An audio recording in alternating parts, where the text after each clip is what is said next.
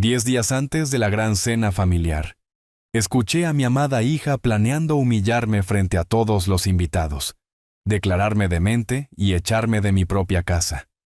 La traición de la propia sangre es la herida más profunda. En silencio cambié mis planes, convirtiendo su trampa en la mía propia. El 27 de noviembre, ella llamó.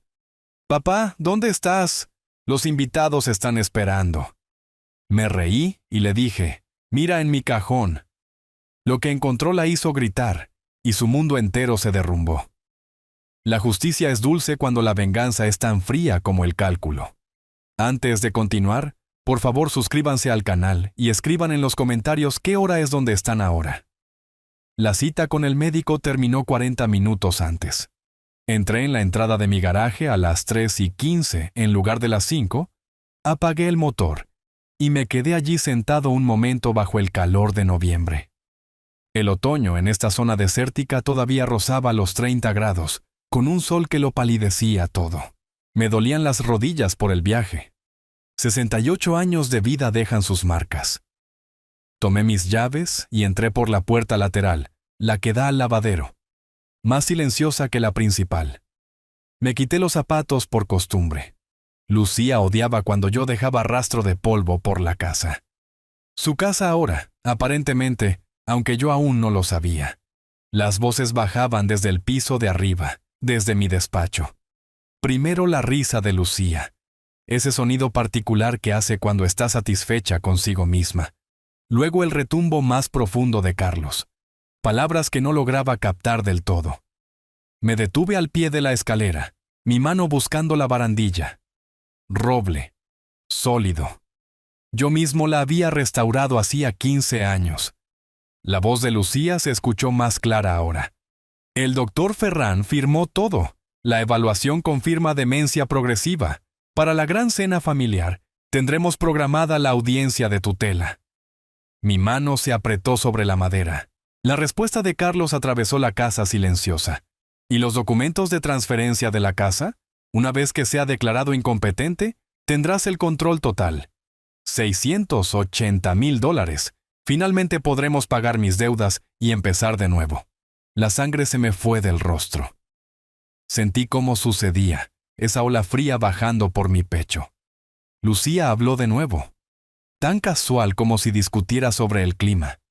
El viejo no sospecha nada. Todavía cree que soy su hija devota. 2 semanas más, y esta casa es nuestra. Me quedé congelado. La mente de un ingeniero está entrenada para procesar información sistemáticamente. Cálculos de carga, puntos de tensión, integridad estructural. Mi cerebro aplicó esos mismos principios ahora. Planeaban despojarme de todo. La casa que había comprado con mi difunta esposa. La independencia que había guardado ferozmente durante 2 años de viudez. Mi dignidad. Unos pasos cruzaron el piso del despacho arriba. Retrocedí, en silencio cada paso medido. De vuelta a través del lavadero, salí por la puerta lateral hacia el garaje. Me senté en mi coche con la puerta cerrada y miré fijamente el volante hasta que mi respiración se normalizó. 20 minutos, tal vez. Pudo haber sido 1 hora. Cuando finalmente entré, estaban en la cocina. Lucía levantó la vista, sonriendo. Esa sonrisa en la que había confiado durante 38 años. «Papá, ¿cómo está el médico?» Fabriqué una sonrisa a cambio. «Bien. Solo un chequeo de rutina. ¿Cómo estuvo el trabajo hoy, mi amor?» Ella volvió a la tabla de cortar picando verduras. «¡Ay! Lo mismo de siempre. Aburridos reclamos de seguros. Oye, todavía planeas organizar la gran cena aquí, ¿verdad? He invitado a algunos amigos». Asentí. No dije nada y me senté a la mesa. Carlos me miró. Algo parpadeaba detrás de sus ojos. Sospecha. Culpa. Mastiqué lentamente, observándolos a ambos, obligándome a tragar. Esa noche, esperé. La puerta de su dormitorio se cerró a las 10:30. Escuché cómo la casa se asentaba, los crujidos y susurros familiares de una estructura que conocía íntimamente. A la medianoche, me vestí con ropa oscura, vieja costumbre de mis años en la marina. y me moví a través de la cocina hacia los contenedores de basura afuera. 3 bolsas. Revisé cada una, metódico. Restos de café, cáscaras de verdura, correo basura. Luego, en el contenedor de reciclaje, arrugados entre cajas de pizza, papeles legales. Los alicé bajo mi pequeña linterna, con las manos temblando a pesar de mis esfuerzos por controlarme. Petición de tutela de emergencia y curatela, en el asunto de Roberto Santiago García, una presunta persona incapacitada. Me senté en el suelo frío del garaje, sosteniendo esa cosa, leyendo la letra de mi hija en los márgenes. Una frase rodeada en tinta roja. El sujeto demuestra un deterioro cognitivo significativo y representa un peligro para sí mismo. Mentiras. Mentiras clínicas y calculadas. No sé cuánto tiempo estuve sentado allí. Lo suficiente para que se me entumecieran las piernas. Lo suficiente para que la rabia se cristalizara en algo más frío, más afilado, útil. A las 2 de la mañana me levanté, doblé el documento cuidadosamente y lo guardé en el bolsillo de mi chaqueta. Mañana necesitaría respuestas. Mañana necesitaría un plan. Caminé hacia la casa. Me detuve en la puerta. Miré hacia mi coche. 8 días hasta la gran cena familiar. 8 días hasta que planearan destruirme. Apreté la mandíbula. Abrí la puerta y entré. La luz del amanecer se colaba por las persianas del dormitorio, volviéndolo todo gris dorado. No había dormido. No podía. La petición de tutela yacía extendida sobre mi pequeño escritorio, como evidencia en la escena de un crimen. Que supuse que lo era. Mi mente de ingeniero había estado trabajando toda la noche, analizando, calculando, construyendo soluciones como una vez construí puentes y complejos de oficinas. Saqué un cuaderno nuevo y comencé a escribir listas. Activos, vulnerabilidades, cronograma. La casa, mi casa, valorada en $680,000. Lucía y Carlos habían vivido aquí sin pagar alquiler durante 2 años. Hice las cuentas automáticamente. $2,000 de alquiler mensual de mercado, por 24 meses, igual a $48,000 que me debían. Pero no planeaban pagar. Planeaban llevárselo todo. La caja fuerte en mi armario guardaba la verdadera munición. Marqué la combinación, el cumpleaños de Elena, todavía igual después de 3 años de su partida, y saqué los documentos. La escritura de la casa, solo a mi nombre. Estados de cuenta bancarios. El testamento. Todo lo que Lucía y Carlos probablemente ya habían copiado durante sus 2 años de acceso sin restricciones. Habían tenido tiempo para prepararse, eso era obvio. Lo extendí todo, cruzando referencias con la petición de tutela. Tenían registros médicos obtenidos de alguna manera del doctor Ferrán. Probablemente declaraciones de testigos listas. Documentos legales preparados con antelación. Esto no era impulsivo. Esto era calculado. Metódico. Casi profesional. Mi formación en ingeniería se activó correctamente entonces. Todo problema tiene una solución. Toda estructura tiene puntos débiles. Si querían la casa, yo eliminaría la casa de la ecuación. Simple. Venderla antes de que pudiera ocurrir la audiencia de tutela. Saqué mi computadora portátil, busqué cronograma de procedimientos de tutela en el estado. Los resultados cargaron lentamente. Internet rural, incluso en esta zona, de 2 a 3 semanas después de la presentación. Típicamente. Mencionarían la gran cena familiar como su fecha objetivo. Eso me daba 8 días como máximo. Tal vez menos si ya lo habían presentado y simplemente no me habían notificado aún. 2 años. Murmuré a la habitación vacía. 2 años les di un hogar. Y así es como me pagan. Hice una pausa mirando la petición. Bien. ¿Quieren jugar juegos legales? Construí estructuras durante 40 años. Sé sobre cimientos y cómo demolerlos. A las 8 en punto, hice mi primera llamada. Oficina de notaría pública en la gran ciudad. La mujer que respondió sonaba joven, eficiente. Solicité una cita de emergencia para verificar la propiedad del inmueble y revisar mis derechos de venta. Tenía un hueco a las 10:30. Fotografié cada página de la petición de tutela con mi teléfono. La subí a una carpeta en la nube encriptada que Elena me había ayudado a configurar hacía años. Luego arrugué el original, exactamente como lo había encontrado, y lo devolví al contenedor de reciclaje. No podían saber que había descubierto su plan. Eso era crítico. En mi blog de notas, creé un cronograma. Hoy, 18 de noviembre, hasta la gran cena. El 27 de noviembre. 9 días. Resté uno por margen de seguridad. 8 días para vender una casa. Una locura. Probablemente imposible. Pero había hecho lo imposible antes. La ley de propiedad del Estado cargó en mi pantalla. Escaneé las secciones, lenguaje legal que había aprendido a analizar tras décadas de contratos de construcción. Ahí estaba. Cláusula 33.2.1. El propietario retiene plenos derechos de venta hasta que la Corte declare oficialmente la incompetencia. La petición de tutela no era una orden judicial, era solo una petición. Yo todavía tenía el control, legalmente, al menos. Lucía y Carlos salieron de la habitación de huéspedes a las 9. Yo había hecho café, me posicioné en la mesa de la cocina con el periódico extendido ante mí. La imagen de la rutina. «Papá, ¿estás bien? Te ves cansado». Miré a Lucía. Dejé que mi rostro mostrara la fatiga apropiada. La cita con el médico ayer me cansó. Nada grave. ¿Ustedes tienen planes hoy? Carlos me observó con los ojos entrecerrados. ¿Seguro que estás bien? Pareces diferente. Fabriqué una sonrisa plana. Solo pensando en la cena familiar, una gran reunión. Debería ser memorable. Se fueron al trabajo a las 9:30. La camioneta de Carlos retumbando por el camino de entrada. Observé por la ventana hasta que doblaron la esquina. Luego tomé mis documentos y me dirigí a la ciudad. La notaría ocupaba un centro comercial entre un salón de uñas y un servicio de preparación de impuestos.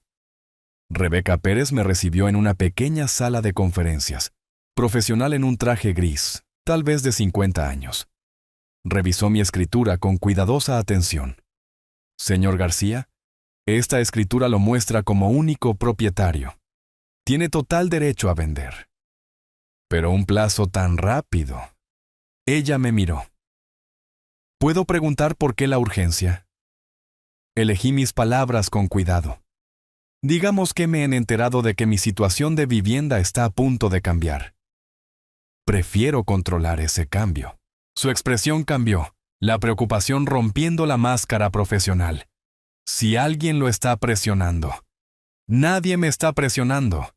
Mi voz salió más firme de lo previsto. Estoy tomando una decisión. ¿Puede recomendar un abogado de bienes raíces que trabaje rápido y guarde silencio? Ella me estudió por un largo momento. Luego asintió lentamente. Sacó una tarjeta de presentación del cajón de su escritorio. Mario Campos. El mejor agente en la zona para ventas rápidas y discretas. Dígale que yo lo envié. Tomé la tarjeta, sentí su peso entre mis dedos. Letras en relieve. Calidad. De vuelta en mi coche, me senté en el estacionamiento. Teléfono en mano. 8 días. Marqué el número. Un tono. 2 tonos. Inmobiliaria Campos. Habla Mario. Tomé aire. Señor Campos, necesito vender mi casa y necesito que se haga antes de la gran fiesta familiar. Una pausa.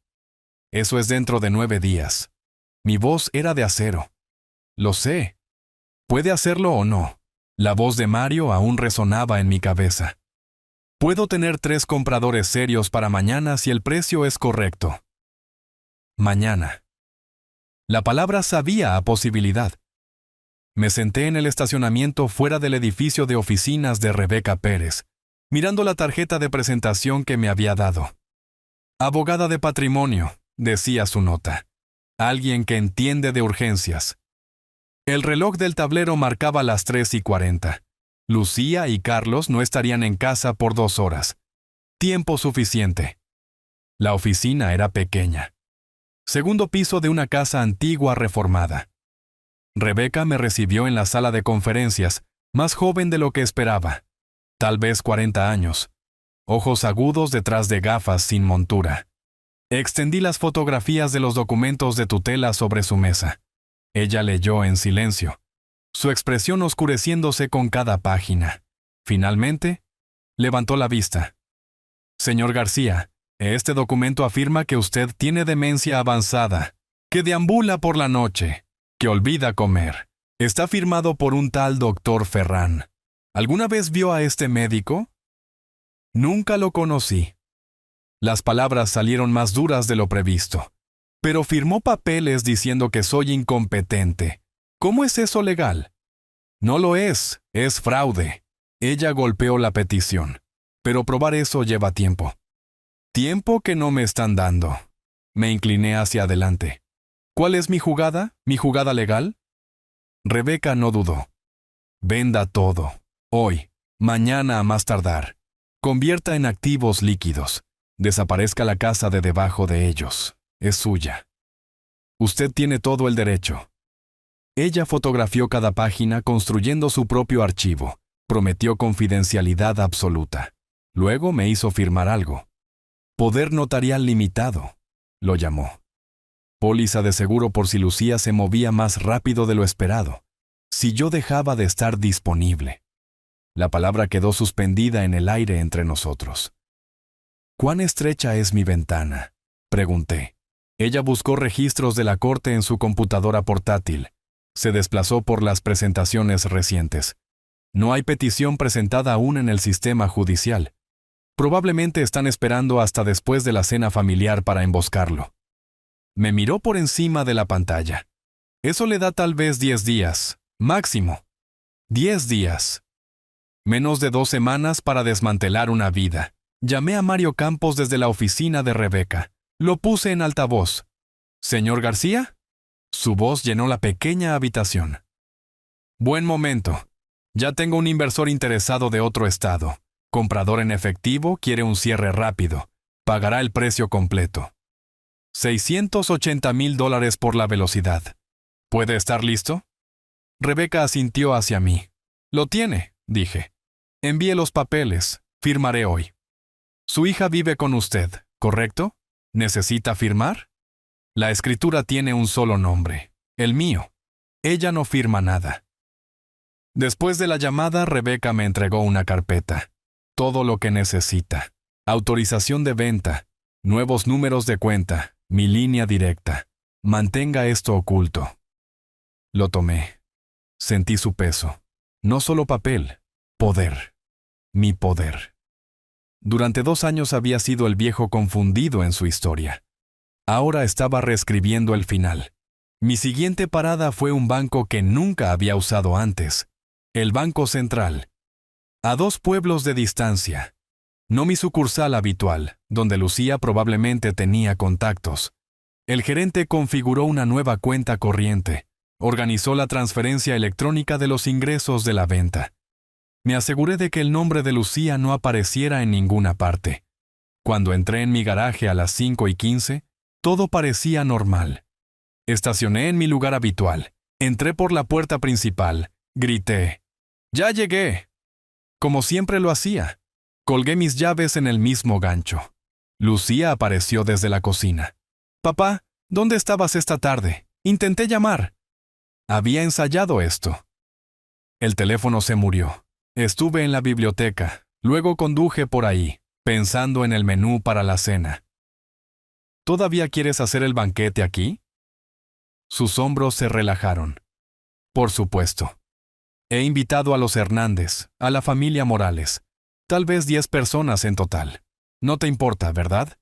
A esta casa le encanta la multitud. Tu madre siempre decía eso.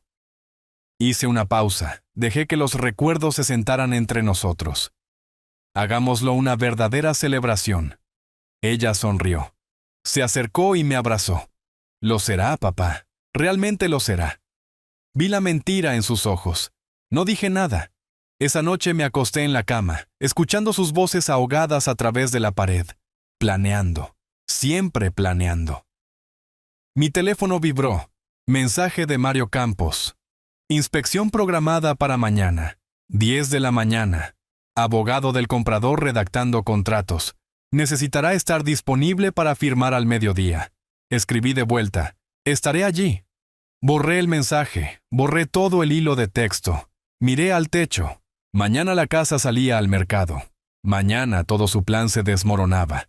Pero no podían saberlo. Todavía no.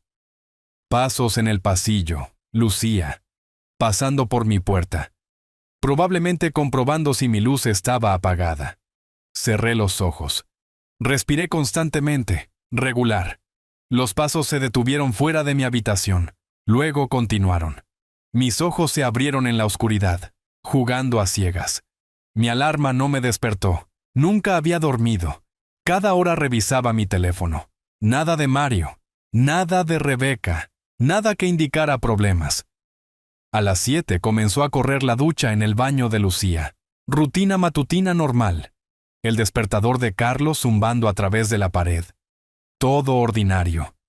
Excepto que hoy extraños caminarían por esta casa, inspeccionando lo que Lucía pensaba heredar. Me vestí con cuidado. Camisa abotonada.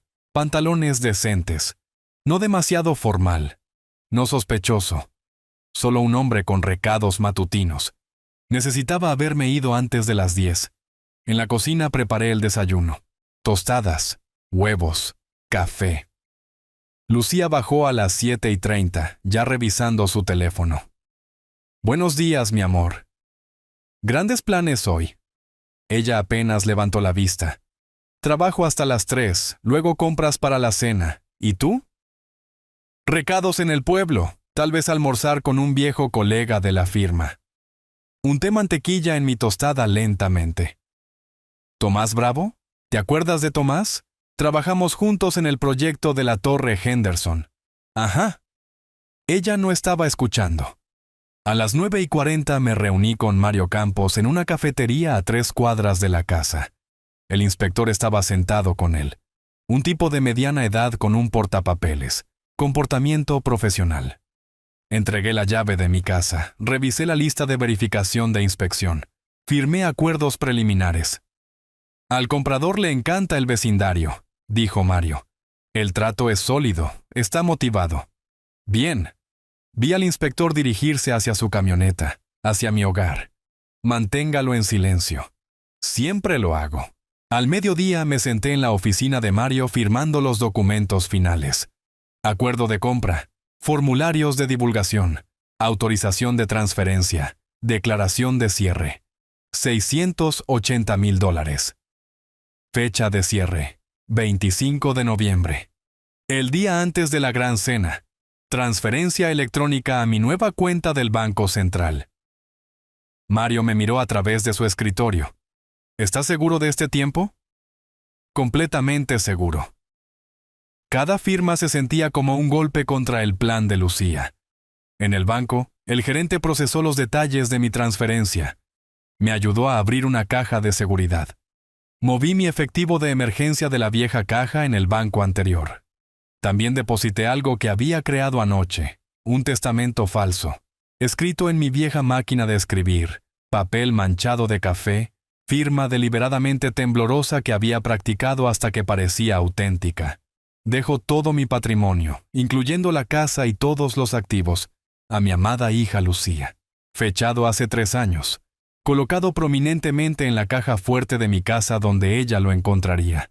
Dejar que pensara que ya había ganado. Esta es una transferencia bastante grande, dijo el gerente. Tenemos opciones de inversión. Cuenta corriente, necesito acceso inmediato. Me encontré con sus ojos. Y necesito esta cuenta completamente separada de mis cuentas anteriores. Nuevos estados de cuenta a un apartado postal, no a mi dirección particular. Él asintió lentamente. No preguntó por qué. Conduje pasando mi casa a las 2. El coche del inspector estaba en la entrada, el vehículo de Mario a su lado. Di 2 vueltas a la manzana antes de estacionar calle abajo, esperando. Se fueron a las 2:30. Esperé otros 15 minutos, luego me dirigí a casa. Lucía estaba en mi estudio cuando entré. revisando los cajones de mi escritorio. Saltó cuando me escuchó. «Ay, papá, no te escuché entrar. Solo estaba...» Hizo un gesto vago hacia el escritorio. «Estas invitaciones para la cena necesitan estampillas, y pensé que las guardabas aquí». Vi papeles moverse ligeramente, el archivador entreabierto. ¿Estampillas? No, hija, esas las guardo en la cocina. Tercer cajón hacia abajo, siempre ha sido así, ¿no te acuerdas? Cierto, por supuesto, demasiado rápido. Solo lo olvidé, revisaré allí. La observé de cerca. ¿Estabas buscando algo más? Te ves nerviosa. Risa falsa. No, solo ocupada. Tanto que planear. Oye, ¿te parece bien 10 invitados? ¿Quizás 12? Tantos como quieras, mi amor. Mantuve mi voz suave. ¿Esta es tu celebración también? Ella salió rápidamente. La escuché en la cocina haciendo ruido con los cajones para guardar las apariencias. Carlos llegó a casa a las 6. Me encontró leyendo el periódico en la sala. «Roberto, ¿dónde estuviste todo el día? Lucía dijo que te fuiste por horas. ¿Recados? ¿Banco? Almuerzo con Tomás Bravo. ¿Recuerdas a Tomás de mis días de ingeniería? Hablamos sobre viejos proyectos. Pasé una página casualmente. Cosas aburridas. Tomás Bravo. Correcto. Vi cómo archivaba el nombre. Planeando verificar, probablemente. Déjalo. Tomás era bastante real. Jubilado ahora. Viviendo en otra ciudad. Habíamos trabajado juntos hace 30 años. La mentira tenía suficiente verdad para sostenerse. Después de que se fueron a la cama, fui a mi caja fuerte. Saqué mi testamento real. Todo a la caridad. Como Elena y yo habíamos planeado. Lo reemplacé con el falso. Lo coloqué donde Lucía lo vería inmediatamente si buscaba de nuevo. Lo cual haría. Tarde esa noche, escuché su voz a través de la pared. En el teléfono. Palabras llevadas en la casa silenciosa. Encontré su testamento en la caja fuerte. Todo para mí. Justo como mamá prometió. La casa, las cuentas. Todo. Pausa. Risas. No, él no tiene ni idea. Sigue planeando el menú del pavo. Me paré en el pasillo escuchando. Mi teléfono vibró. Mensaje de Mario Campos. Cierre confirmado. Miércoles 2 de la tarde. Fondos del comprador ya en depósito en garantía. Esto está pasando. El miércoles a las 2, la casa se convertía en la de alguien más. El miércoles a las 2, el plan de Lucía moría. Pero esta noche, ella estaba celebrando su victoria inevitable. Escribí de vuelta, nos vemos el miércoles. Lo borré. Caminé hacia mi habitación, pasando la puerta de Lucía. Su voz de nuevo. Para el viernes, lo tendremos declarado incompetente. El abogado dijo que es un trámite. Mi mano se apretó en el pomo de la puerta. Viernes. Se estaban moviendo más rápido de lo que pensé. Entré en mi habitación. Cerré la puerta en silencio. Mañana era domingo. Lunes, preparación para la cena. Martes, detalles de último minuto. Miércoles. El miércoles cambiaba todo. No había encendido las luces, moviéndome a través de la oscuridad previa al amanecer como un fantasma en lo que ya no era mi hogar. 2 maletas esperaban junto a la puerta de mi dormitorio. Ropa, documentos, fotos de Elena. Lo esencial de un hombre que había aprendido a viajar ligero. El cierre ocurría el miércoles. La transferencia bancaria llegó a mi cuenta el jueves por la mañana. $640,000. Limpio, final, irreversible. Ahora venía la parte más difícil, irse. Revisé mi reloj. 5:40, 7. Lucía y Carlos no despertarían hasta dentro de 1 hora. Tiempo de sobra. Las maletas se sentían más ligeras de lo esperado mientras las bajaba. Me detuve al pie de la escalera, escuchando cómo la casa se asentaba a mi alrededor. Cada crujido familiar. 40 años de recuerdos en estas paredes. La barandilla que Elena había querido reemplazar. Los pisos de madera que habíamos restaurado juntos. La cocina donde Lucía dio sus primeros pasos. Archivé los recuerdos. Seguí moviéndome. Mi estudio esperaba en la oscuridad. Abrí el cajón del escritorio, el que Lucía había revisado 2 veces esta semana, y coloqué un sobre dentro. En él, escrito en letras de imprenta claras, Lucía, lee esto. Dentro, la nota que había escrito a la luz de la lámpara 1 hora antes. ¿Querías documentos? Aquí está el único que importa. Acuerdo de compra. 24 de noviembre de 2024. La casa ya no es mía, lo que significa que tampoco es tuya. Espero que tus planes de cena familiar salgan exactamente como los diseñaste. El padre que querías declarar demente. Adjunté una copia del contrato de venta. Fechado. Firmado. Notariado. Antes de sellar el sobre, fotografié todo con mi teléfono. Seguro. Evidencia. Prueba de mi estado mental en este momento. Calmado. Racional. Deliberado. A las 6:15, cargué las maletas en mi maletero. Arranqué el motor. Dejé que se calentara. Miré hacia la casa una última vez. Ventanas oscuras. Paredes silenciosas. La luz del porche que Lucía había olvidado apagar anoche. Salí marcha atrás del camino de entrada. No miré por el espejo retrovisor. La ciudad todavía dormía cuando llegué al centro. La recepcionista del hotel parecía sorprendida de ver a alguien registrándose a las 7:30 en la mañana de un día festivo. Eso es inusual, dijo, alegre a pesar de la hora temprana. Reunión familiar más tarde. Logré una leve sonrisa. Algo así, aunque no asistiré, que es exactamente el punto. Ella pareció confundida, pero mantuvo su profesionalismo. Bueno, disfrute su estancia, señor García. ¿Cuánto tiempo se quedará, señor? Tanto como sea necesario. Pagué en efectivo por 3 noches por adelantado. La habitación era estándar. Escritorio, silla, cama, ventana con vista a la ciudad. Desempaqué metódicamente. Colgué ropa en el armario. Arreglé medicamentos en el mostrador del baño. Enchufé el cargador del teléfono. Configuré un centro de comando temporal en el escritorio. El número de Rebeca en marcación rápida. Estados de cuenta bancarios en carpeta. Lista de próximos pasos. A las 9 llamé a Rebeca Pérez. Está hecho. Estoy fuera. La nota está en el escritorio. Ella la encontrará cuando los invitados comiencen a llegar y se pregunte dónde estoy. ¿Roberto? ¿Está usted a salvo? Su voz llevaba preocupación. ¿Necesita algo? ¿Estoy bien? Mejor que bien. Miré hacia el horizonte de la ciudad. Por primera vez en 2 años, tengo el control de mi propia vida. La mañana pasó lentamente. Me senté junto a la ventana, viendo cómo aumentaba el tráfico de la fiesta. Familias dirigiéndose a cenas, gente llevando pasteles y fuentes de comida, ritmos festivos normales. Al mediodía, miré fijamente mi teléfono, sabiendo lo que venía, la llamada, el descubrimiento, la explosión.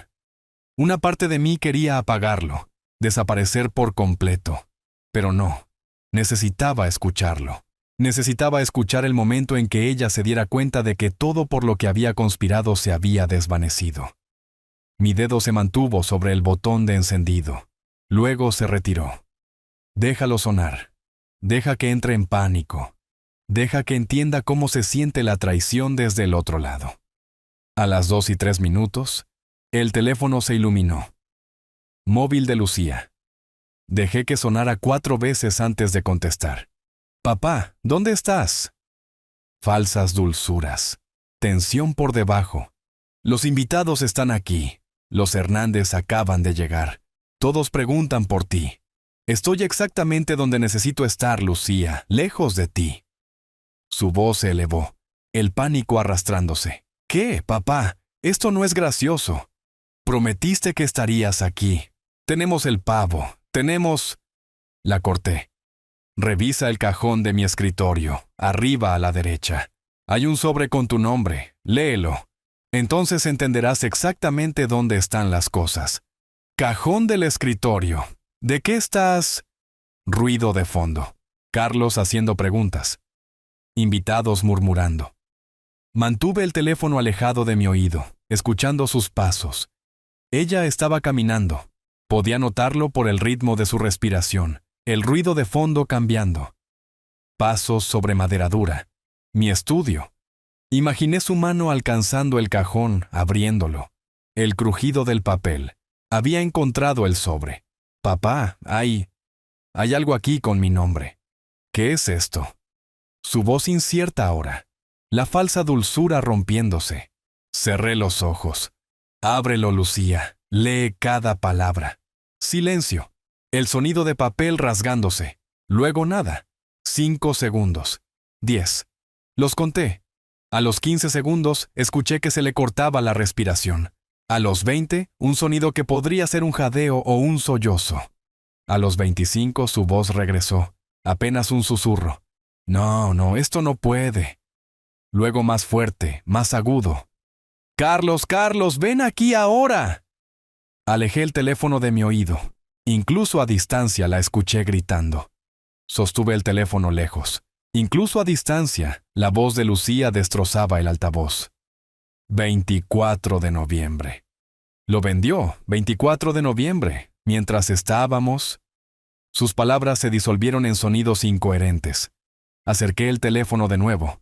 Hablé con calma en medio del caos. Lucía. Puedo escuchar a los invitados en el fondo. Quizás quieras tener esta conversación en privado. Su respiración era irregular, desesperada.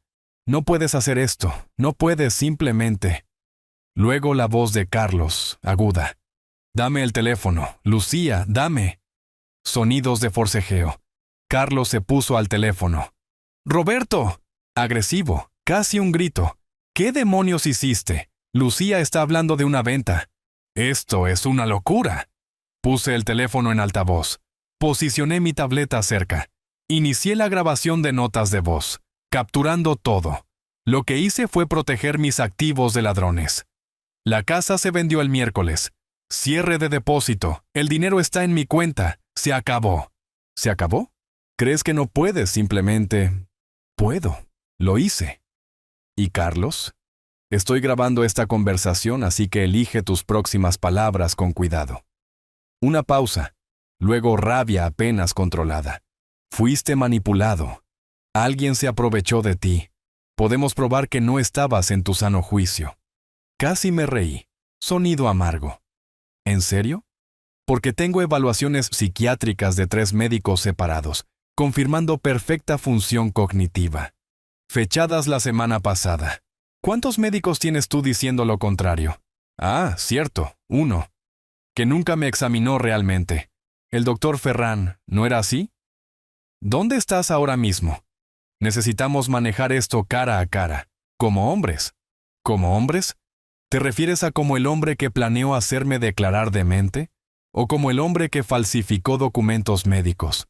Pasaré de esa conversación. Su voz bajó, amenazante. Estás haciendo enemigos, viejo. Enemigos peligrosos. Ya tenía enemigos. Simplemente no sabía que vivían en mi casa. Terminé la llamada. Detuve la grabación. La guardé en el almacenamiento en la nube. Carpeta encriptada. Luego bloqueé ambos números, pero no antes de hacer capturas de pantalla de la información de contacto, registros de llamadas, mensajes de texto anteriores, rastro de evidencia para Rebeca. Me serví agua del minibar, manos firmes. Me senté junto a la ventana con vista a la ciudad. Observé el tráfico de la tarde festiva. Procesé lo que acababa de suceder. Sin arrepentimiento, solo una sombría satisfacción. Le envié un mensaje a Rebeca. Ellos saben. Reacción según lo predicho. Lucía histérica. Carlos amenazante. Grabé todo. ¿Qué sigue? Su respuesta llegó rápido. Quédese donde está. No interactúe más. Yo manejaré cualquier movimiento legal que hagan. Pasaron 2 horas. Organicé archivos en mi computadora portátil. Comencé a documentar la cronología. Cada conversación, cada reunión, cada pieza de evidencia mostrando mi competencia. Construyendo la contranarrativa a lo que sea que Lucía afirmara. A las 4 de la tarde, Rebeca llamó. Roberto, Lucía acaba de presentar una petición de emergencia. Afirma que usted es mentalmente incompetente, que la venta fue fraudulenta, Ella quiere una orden judicial inmediata para revertir la transacción. Esperaba esto. Estamos preparados. Abrí mi computadora portátil. Dedos moviéndose sobre las teclas.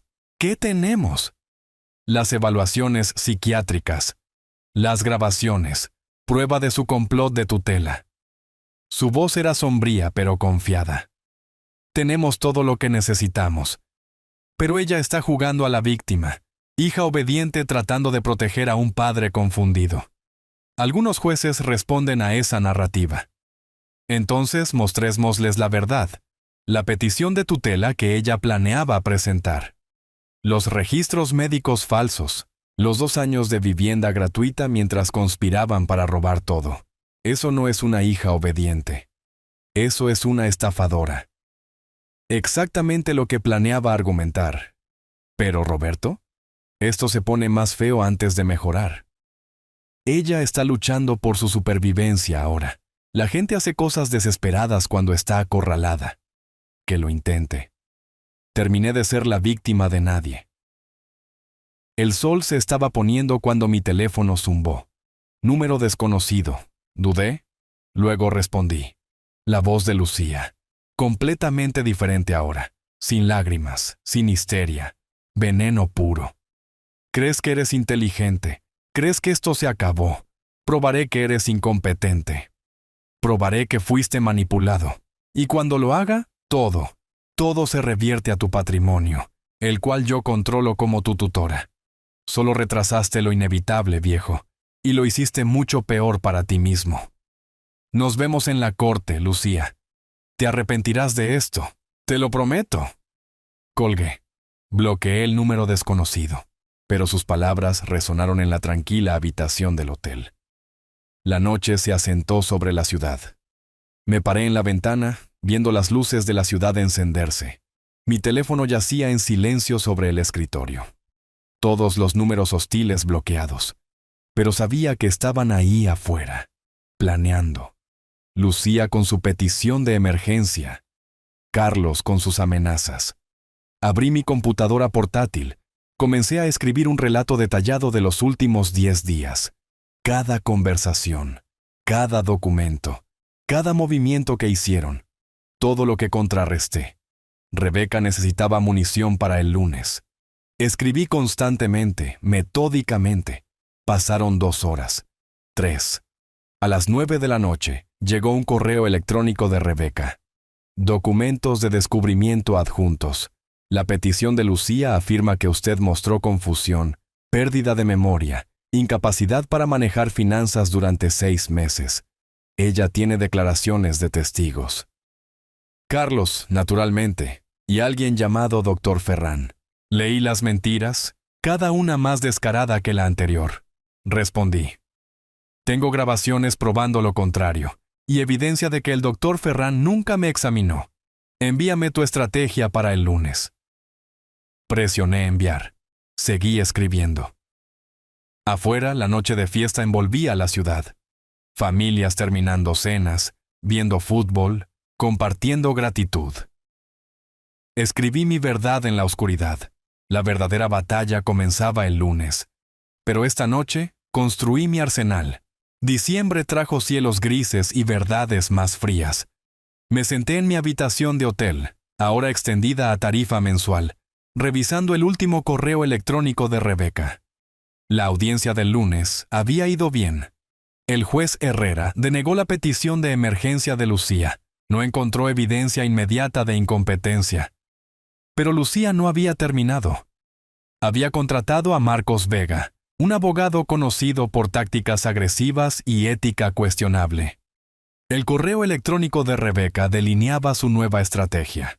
Están solicitando una evaluación psiquiátrica completa, ordenada por la corte. Afirman que su comportamiento, vender la casa repentinamente, desaparecer en la fiesta familiar, prueba deterioro mental. El juez Herrera concedió la evaluación. Está programado para el 15 de enero. Pasé diciembre preparándome. Me reuní con 3 psiquiatras independientes. Me sometí a pruebas cognitivas, evaluaciones de memoria, inventarios de personalidad. Cada uno confirmó. mente perfectamente sana, sin demencia, sin deterioro. Rebeca recolectó la documentación, construyendo nuestra fortaleza. Mientras tanto, Marcos Vega escaló. Presentó una moción alegando que yo había robado reliquias familiares, las joyas de Elena. Solicitó investigación policial. El detective Cárdenas me llamó un martes por la mañana. Señor García, recibimos un informe sobre posible robo de artículos valiosos del hogar familiar. Me reuní con él en la estación esa tarde. Traje pruebas, fotos de Elena usando las joyas en los años 80.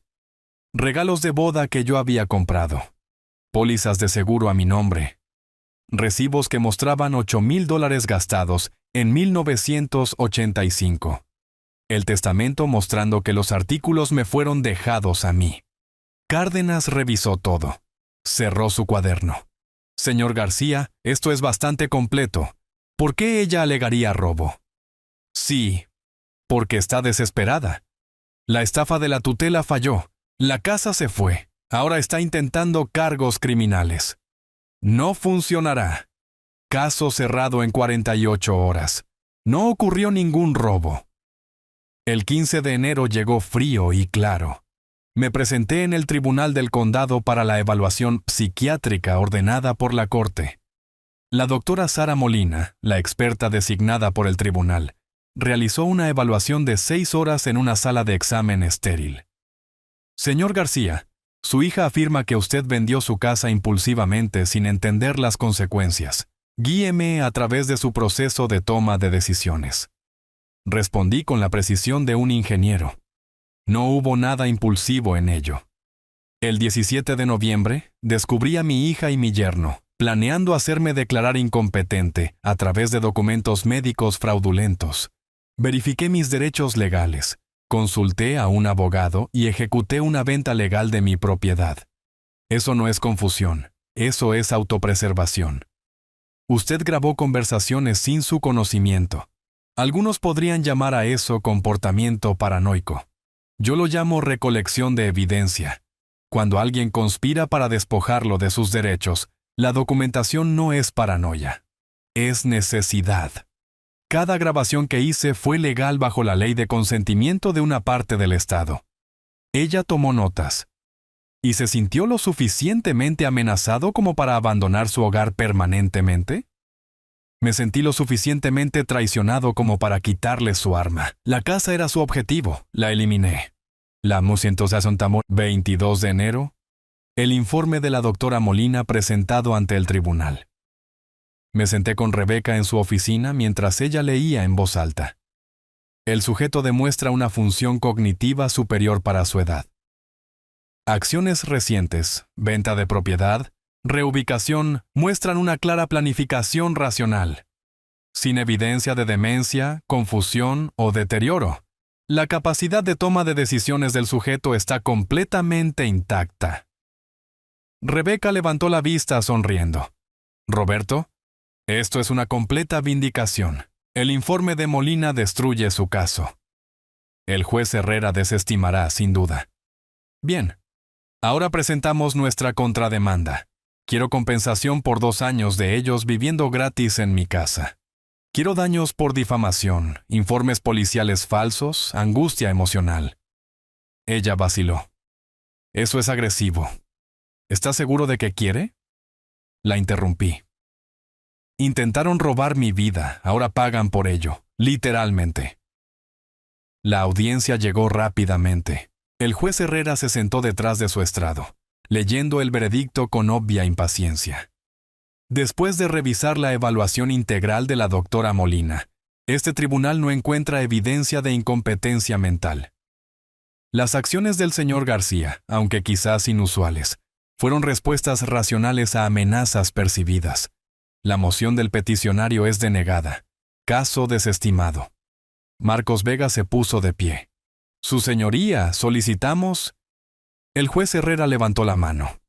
Señor Vega, su cliente ha desperdiciado el tiempo de este tribunal con acusaciones infundadas. Agradezca que no la estoy sancionando por litigio frívolo. Terminamos aquí.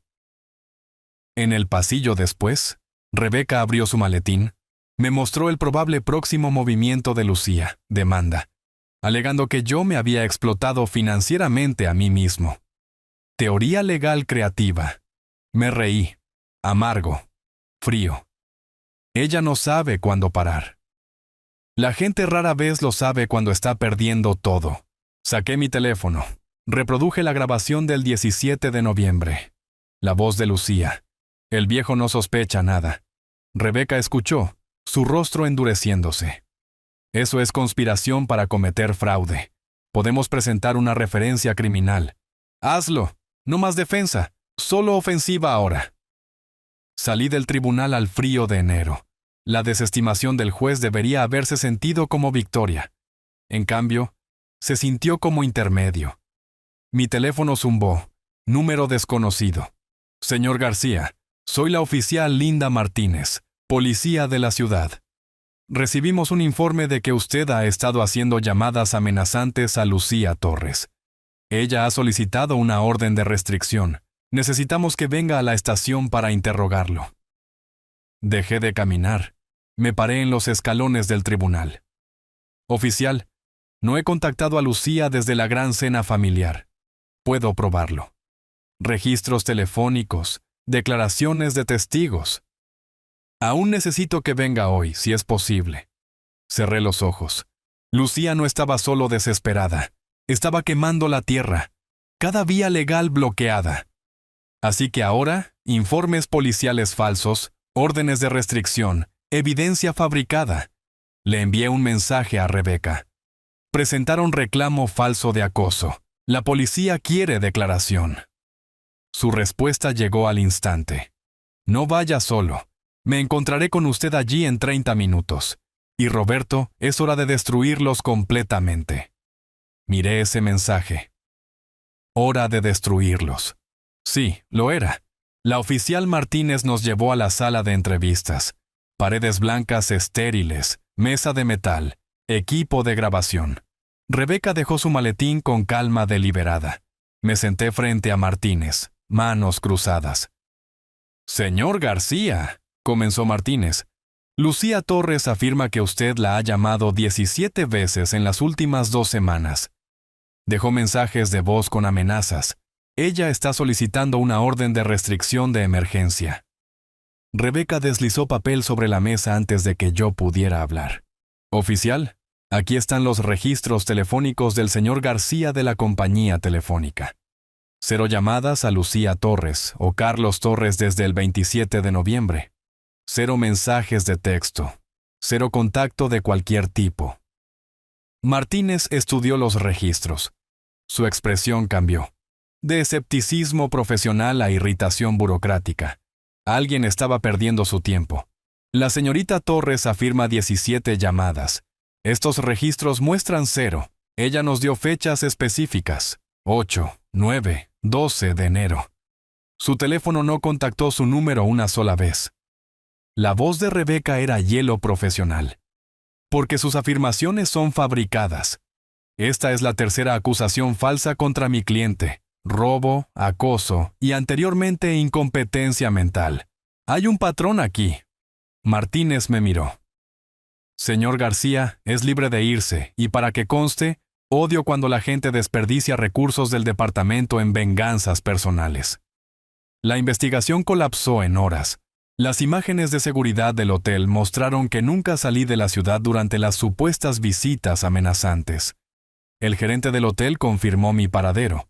Martínez anotó en su informe. Las acusaciones del denunciante son demostrablemente falsas. Sin evidencia de acoso, recomiendo no presentar cargos. Rebeca solicitó una copia para los registros judiciales. Evidencia de persecución maliciosa. El 1 de febrero, Rebeca presentó mi contrademanda en el Tribunal Superior del Condado. $50,000 en daños por difamación y angustia emocional. $48,000 de compensación por 2 años de alquiler impago. Tasa de mercado de $2,000 mensuales. Referencia criminal por falsificación de documentos médicos.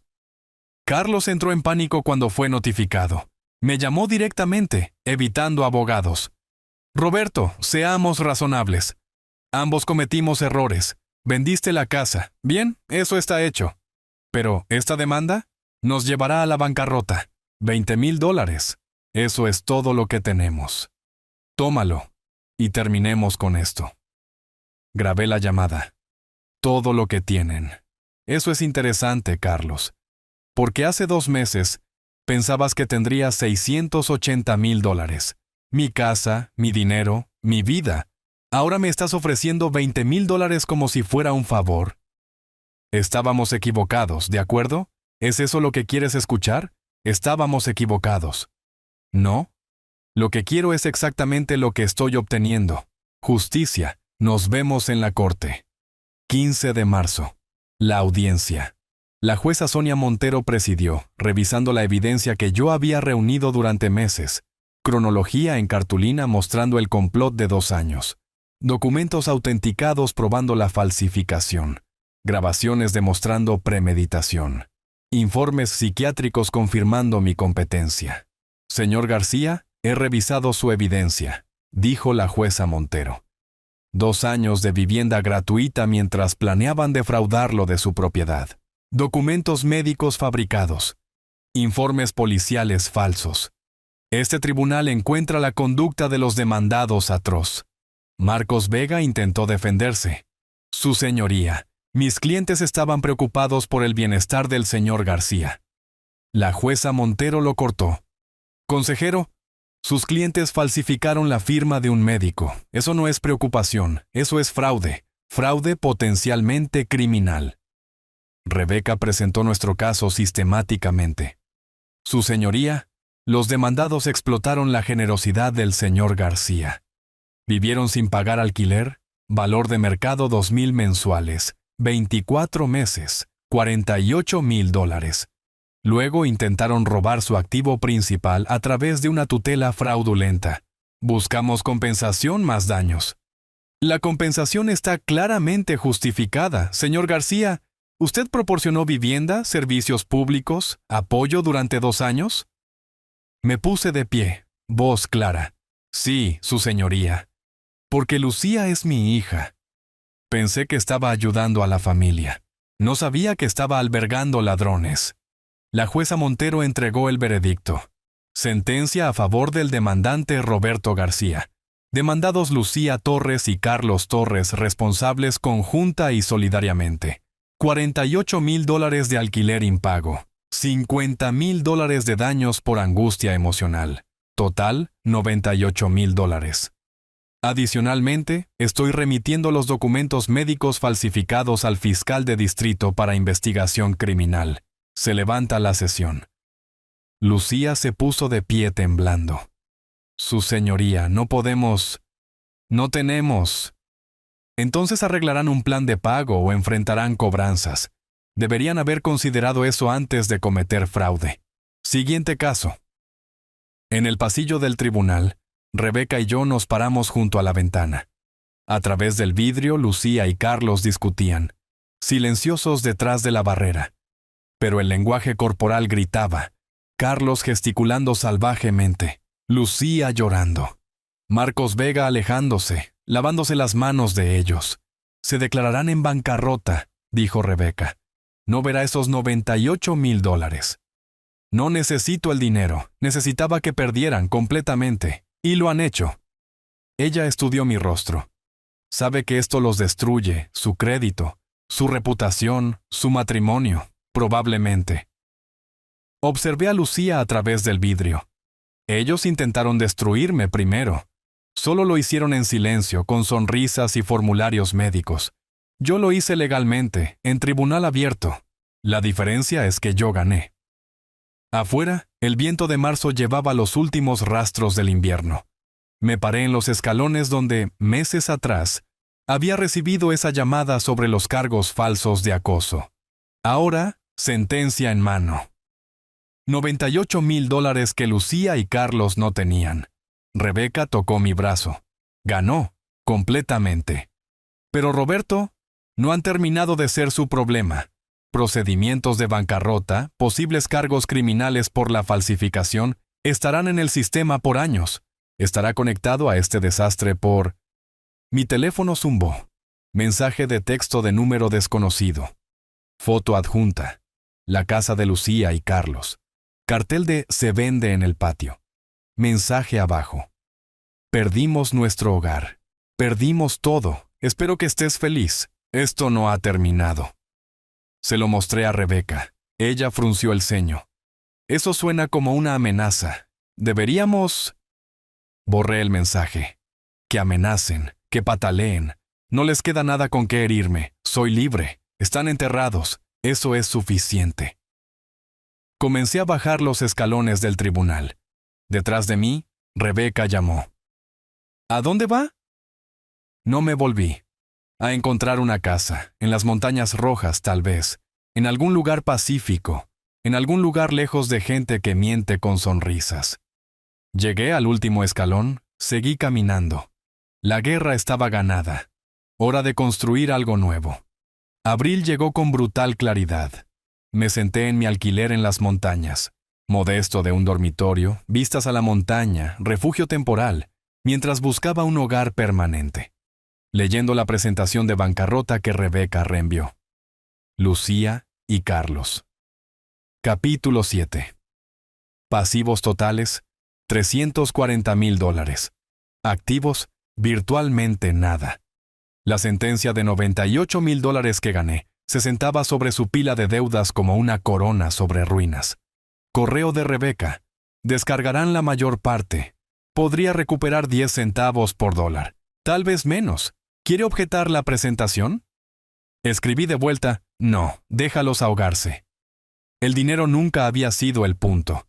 Mediados de abril trajo otra actualización de Rebeca. El empleador de Lucía, la compañía de seguros, la había despedido. Los registros judiciales se hicieron públicos. La política de la empresa prohibía a empleados involucrados en investigaciones de fraude, incluso casos civiles.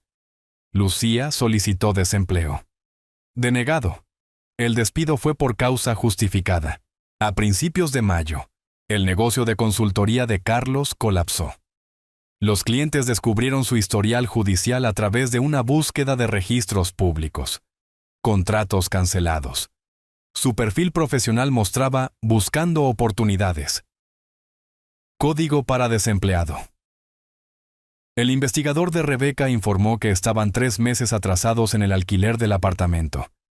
A finales de mayo, recibí mi primer pago del síndico de la bancarrota. $347,18. Liquidación parcial de sus activos restantes. La línea de memo del cheque decía, García contra Torres. Distribución parcial. Lo enmarqué. Lo colgué en mi apartamento. No por el dinero, por la prueba. Junio trajo papeles de divorcio. Rebeca reenvió el correo del abogado de Lucía. Relación destruida por estrés financiero y recriminación mutua. Lucía afirmó que Carlos la presionó en el esquema de la tutela. Carlos afirmó que Lucía inició todo el plan. ¿Qué piensa?, preguntó Rebeca por teléfono. Pienso que ambos son mentirosos culpándose mutuamente por haber sido atrapados. A mediados de julio, se otorgó la descarga final de bancarrota. Mi sentencia, 96% incobrable. Total recuperado. $3,800 de la liquidación de activos. La voz de Rebeca llevaba resignación. Eso es todo lo que verá. No les queda nada. Perfecto. Ese siempre fue el objetivo, dejarlos con nada. Creé una carpeta en mi computadora portátil etiquetada Consecuencias. Guardé cada documento que Rebeca envió. Carta de despido, presentación de bancarrota, petición de divorcio, recibos de pago. No por venganza, por una necesidad de ingeniero de documentar el colapso estructural completo que había diseñado. A principios de mayo, durante recados en la ciudad, conduje pasando su complejo de apartamentos. Vi su coche, un viejo sedán. La camioneta de Carlos ya no estaba, probablemente embargada. Noté un cartel de "Se alquila" en su unidad. Habían sido desalojados, no sentí nada. Finales de junio trajo un sobre reenviado desde mi hotel en la ciudad. La letra de Lucía. Carta manuscrita. Páginas manchadas de lágrimas. Rogando perdón. Carlos la había manipulado. ¿Podrías ayudar con el alquiler? La leí una vez. La pasé por mi trituradora. Vi las tiras caer en la basura. Comencé a buscar casas seriamente en julio. Recorrí 5 propiedades. Me enfoqué en casas pequeñas y eficientes. Sin espacio para huéspedes. Sin espacio para personas que decían ser familia pero actuaban como depredadores. Cada vez que llegaba un pago de bancarrota. 3 en total. Abril, mayo, julio. Doné una cantidad equivalente a una caridad de prevención de abuso de ancianos. 347 se convirtieron en 350. 892 se convirtieron en 900, transformando su deuda en protección para otros. Rebeca llamó a mediados de julio con una actualización. El abogado de Carlos afirma que su demanda vengativa destruyó sus vidas. Dice que podría haber aceptado el acuerdo de $20,000. Implica que usted es el villano aquí. Respondí por correo electrónico. ¿Vengativo? Usé el sistema legal exactamente como fue diseñado. Para remediar el fraude, ellos destruyeron sus propias vidas en el momento en que falsificaron la firma de un médico. Yo solo me aseguré de que hubiera consecuencias. A finales de junio, Lucía dejó un mensaje de voz. Escuché, pero no respondí. Papá, soy yo. Sé que no quieres hablar, pero nos están desalojando. Carlos se fue. Se llevó el poco dinero que teníamos. No sé qué hacer. Lo siento tanto. Si pudiera solo, tal vez un préstamo, unos pocos miles para volver a ponerme de pie. Soy tu hija, por favor. El mensaje terminó con sollozos. Lo borré. Dejaste de ser mi hija cuando me llamaste el viejo, y conspiraste para enjaularme. Las acciones tienen consecuencias. Tú me enseñaste eso. La actualización final de Rebeca llegó en julio.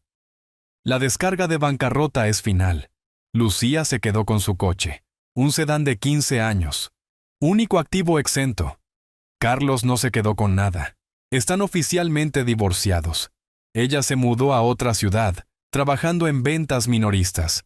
Él está viviendo con su hermano en otro estado. Ciudades separadas, vidas separadas, fracasos separados.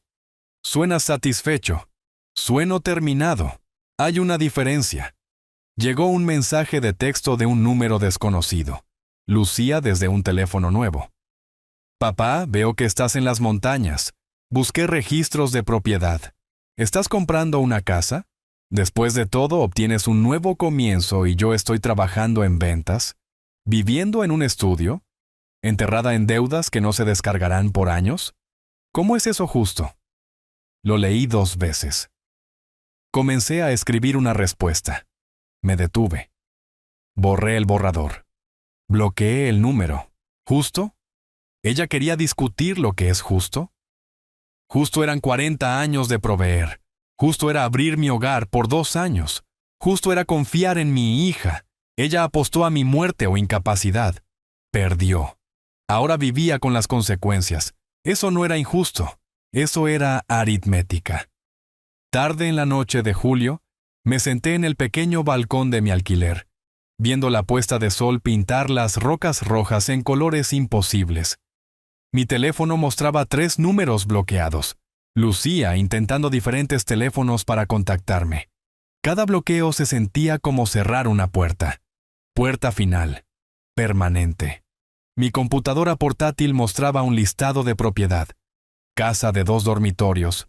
Oeste de las montañas. $320,000. Vistas a la montaña. Lote de 1/4 de acre. Pequeño. Manejable. Mío. El correo del agente inmobiliario esperaba respuesta. El propietario aceptó su oferta. La plica se abre mañana. Felicidades por su nuevo hogar. Mi dedo se mantuvo sobre responder. Mañana comenzaría el papeleo. Mañana, nuevos cimientos. Pero esta noche, quería sentarme con este momento. El espacio entre la destrucción y la creación. Mi teléfono zumbó de nuevo. Mismo patrón de número bloqueado. 4º intento de Lucía hoy. Ni siquiera miré. Solo vi el sol hundirse detrás de la montaña. Detrás de mí, mi computadora sonó. Nuevo correo. Asunto. Distribución final de bancarrota. $147.32. Sonreí. Me estaban enviando dinero que no tenían, pagando deudas que no podían pagar, ahogándose en consecuencias que ellos mismos habían construido. Y yo estaba comprando una casa, en las montañas, solo. Exactamente como lo planeé. El teléfono zumbó de nuevo. Patrón diferente. Rebeca, respondí. Roberto, tengo noticias. La oficina del fiscal. Están avanzando. Cargos criminales por la falsificación médica. Carlos está siendo imputado. Pensé que debía saberlo. Miré el cielo oscureciéndose, incluso ahora. Las consecuencias todavía se estaban desarrollando. 28 de agosto. Me paré en mi nueva sala de estar. Vacía excepto por cajas y luz entrando por las ventanas, pintando vistas de roca roja a través de paredes desnudas. 2 días desde el cierre. 2 días de dormir en un colchón de aire, comiendo comida para llevar, desempacando lo esencial de una vida reconstruida desde los cimientos. Mi teléfono estaba en el alféizar de la ventana, silencioso.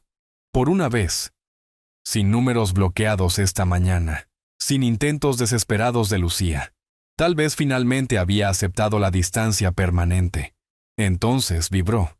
Lo levanté, esperando a Rebeca con documentos finales de plica. En cambio, notificación del banco.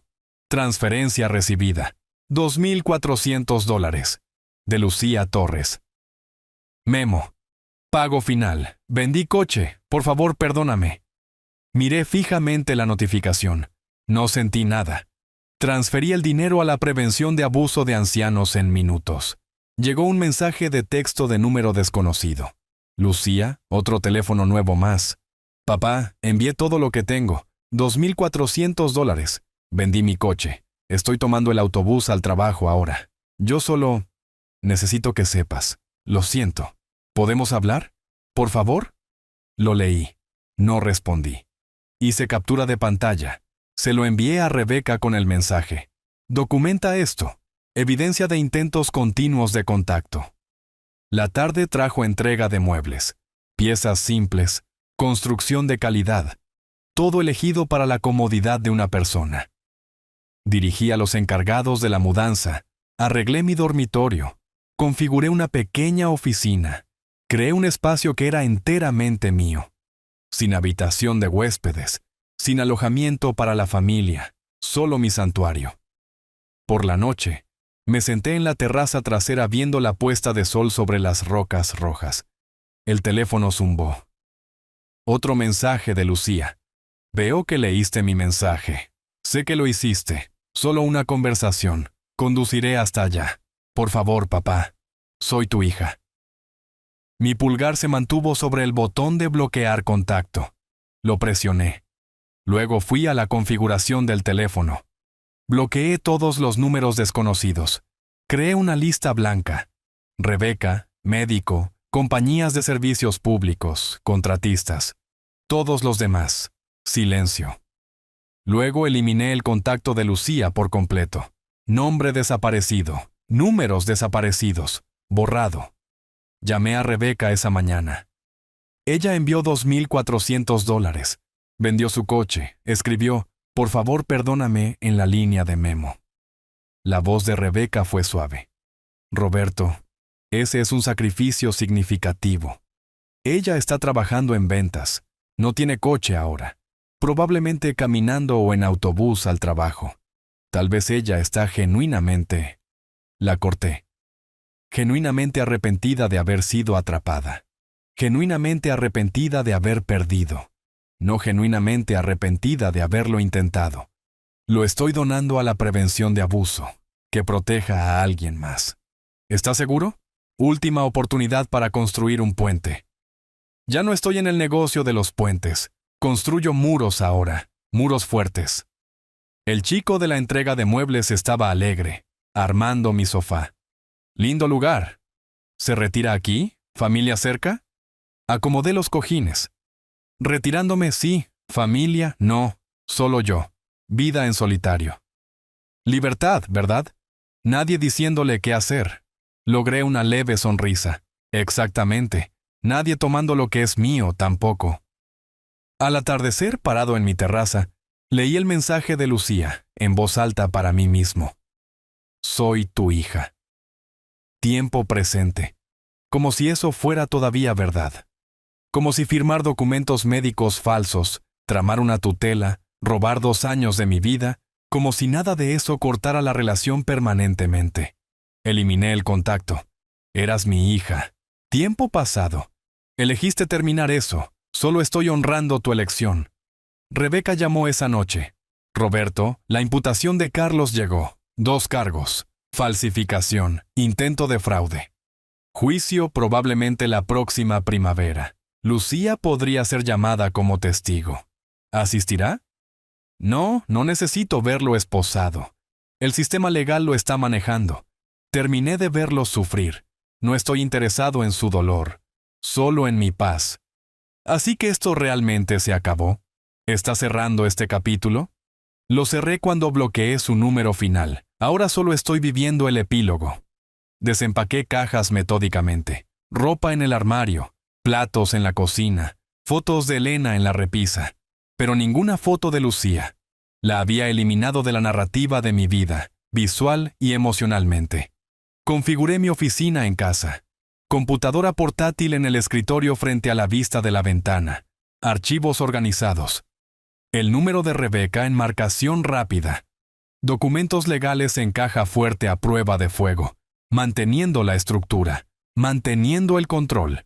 Manteniendo la victoria. Caminé el límite de la propiedad al atardecer. 1/4 de acre de paisaje de roca roja. Pinos piñoneros, silencio. Sentí el peso levantarse de mis hombros. Este era el primer hogar en 5 años que era verdaderamente seguro. Sin conspiradores, sin depredadores, sin familia fingiendo amor mientras planeaban el robo. Un último acto simbólico. Tomé la vieja llave de la casa de la ciudad, guardada en mi bolsillo desde noviembre. Caminé hasta el borde de la terraza y la arrojé al cañón abajo. Vi cómo desaparecía entre la maleza y la roca. Última conexión física con la traición. Desaparecida. Mi teléfono zumbó una última vez. Lucía desde otro número más. Papá, por favor, estoy rogando. No tengo nada, sin coche, sin ahorros, sin familia. Eres todo lo que me queda, una oportunidad, eso es todo lo que pido. Lo leí. Sentí el tirón. Viejo instinto. Padre protegiendo a hija. Luego recordé. 17 de noviembre. Su voz diciendo, el viejo no sospecha nada. Recordé los papeles médicos falsos. Recordé 2 años de mentiras. No bloqueé este número. En cambio, escribí mi respuesta. Primer mensaje directo a Lucía en 9 meses. Tienes exactamente lo que construiste. Yo también. La diferencia es que yo construí lo mío sobre la verdad. Adiós, Lucía. Lo envié. Inmediatamente bloqueé el número. Apagué el teléfono completamente. Me paré en la terraza. Respiré. Estaba terminado. El sol cayó detrás de la montaña, llevándose la última luz con él. Me paré en mi terraza, mi casa, mi vida, viendo las estrellas emerger sobre las agujas de roca roja. En algún lugar de aquella ciudad, Lucía probablemente estaba llorando. En algún lugar de otro estado, Carlos probablemente se estaba reuniendo con su abogado penalista. No sentí nada sobre ninguno de los escenarios, ni satisfacción, ni lástima. Nada. Se habían convertido en extraños. Extraños costosos que me habían enseñado lecciones valiosas sobre confianza y consecuencias. Pero extraños, al fin y al cabo. Mi teléfono permaneció apagado. Permanecería así hasta la mañana. Tal vez más tiempo. En la cocina, las cajas todavía necesitaban ser desempacadas. En el dormitorio, los cuadros necesitaban ser colgados. En la oficina, los archivos necesitaban ser organizados. Todo ello, mío para manejar, mío para construir, mío para proteger. Nadie para traicionarme, nadie para conspirar contra mí, nadie para llamarme el viejo, mientras falsificaba documentos con mi nombre. Caminé adentro. Cerré la puerta con llave. Puse la alarma. Nuevo sistema. Nuevos códigos. Nadie más tenía acceso. Me paré en el centro de mi sala de estar vacía, escuchando el silencio. Silencio perfecto. Mañana, desempacaría más cajas. La próxima semana, exploraría los senderos de la montaña. El próximo mes, tal vez me uniría a una clase de carpintería. El futuro se extendía por delante. Mío para diseñar, mío para construir, mío para vivir. Había comenzado esta historia como una víctima. La terminé como un arquitecto. Intentaron enterrarme en papeleo y mentiras. En cambio, los enterré en consecuencias y me elevé sobre los escombros. La guerra había terminado. Yo había ganado. No porque los destruí, aunque lo hice, sino porque había construido algo que nunca podrían tocar. Una vida sin ellos. Apagué las luces. La casa se asentó a mi alrededor. Segura, protegida, silenciosa, mía. Si les gustó esta historia, por favor denle me gusta a este video. Suscríbanse al canal y compartan sus impresiones de esta historia en los comentarios. Para escuchar la siguiente historia, hagan clic en el recuadro a la izquierda. Gracias por ver.